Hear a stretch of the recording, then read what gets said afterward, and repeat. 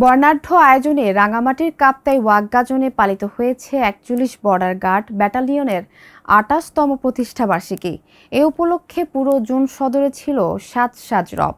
আয়োজন করা হয় বিভিন্ন অনুষ্ঠানের। ২৫ এপ্রিল দুপুরে আমন্ত্রিত অতিথিরা জোন সদরে উপস্থিত হয়ে ৪১ বিজিবির অধিনায়ক লেফটেন্যান্ট কর্নেল মোহাম্মদ আমির হোসেন মোল্লার সাথে সাক্ষাৎ করেন ও ফুল দিয়ে শুভেচ্ছা জানান।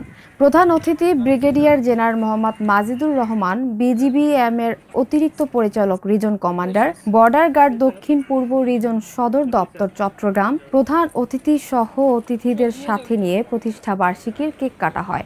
পরে অতিথিদের নিয়ে প্রীতিভোজে অংশগ্রহণ করেন কাপ্তাই ওয়াগ্গাজন অধিনায়ক মোহাম্মদ আমির হোসেন মোল্লা।